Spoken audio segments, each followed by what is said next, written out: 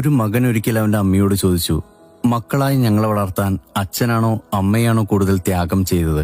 ആ അമ്മ തന്റെ മകനോട് പറഞ്ഞു, മക്കളായി നിങ്ങളെ വളർത്താൻ നിങ്ങളുടെ അച്ഛൻ ചെയ്ത ത്യാഗമൊന്നും ഈ അമ്മയ്ക്കില്ല. എന്നെ വിവാഹം കഴിച്ചുകൊണ്ടുവരുമ്പോൾ നിങ്ങളുടെ അച്ഛൻ ഇങ്ങനെയായിരുന്നില്ല. സ്വന്തമായി താല്പര്യങ്ങളും ഇഷ്ടങ്ങളും ഉള്ള വ്യക്തിയായിരുന്നു. പിന്നീടങ്ങോട്ട് എനിക്കും നിങ്ങൾക്കും ഒരു കുറവും വരാതിരിക്കാൻ കുടുംബത്തിനു വേണ്ടി കഷ്ടപ്പെടുകയായിരുന്നു. ഭക്ഷണം, വസ്ത്രം, മരുന്ന്, വിദ്യാഭ്യാസം, അങ്ങനെ ആവശ്യങ്ങൾ പലതായിരുന്നു. അച്ഛന്റെ വിയർപ്പാണ് ഞാനും നിങ്ങളും ഈ കുടുംബവും. ആ മകൻ ഇതേ ചോദ്യം അവന്റെ അച്ഛനോടും ചോദിച്ചു. അച്ഛന്റെ മറുപടി മറ്റൊന്നായിരുന്നു. നിങ്ങളുടെ അമ്മയുടെ ത്യാഗം അത് എത്രയെന്ന് പോലും അളക്കാൻ കഴിഞ്ഞിട്ടില്ല. നിങ്ങളെ വളർത്തി വലുതാക്കാൻ അവൾ സഹിച്ചതൊന്നും എനിക്കറിയാൻ കഴിഞ്ഞിട്ടില്ല, എന്നെ അറിയിച്ചിട്ടുമില്ല.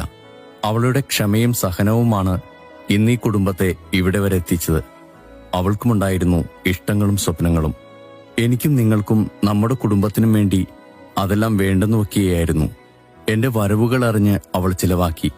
അത്യാവശ്യമുള്ളതല്ലാതെ അവൾ ആഗ്രഹിച്ചൊന്നും മേടിക്കാൻ എന്നെ നിർബന്ധിച്ചിട്ടില്ല. അങ്ങനെ അവൾ എന്നോടൊപ്പം നിന്ന് നിങ്ങൾക്ക് വേണ്ടി കഷ്ടപ്പെടുകയായിരുന്നു.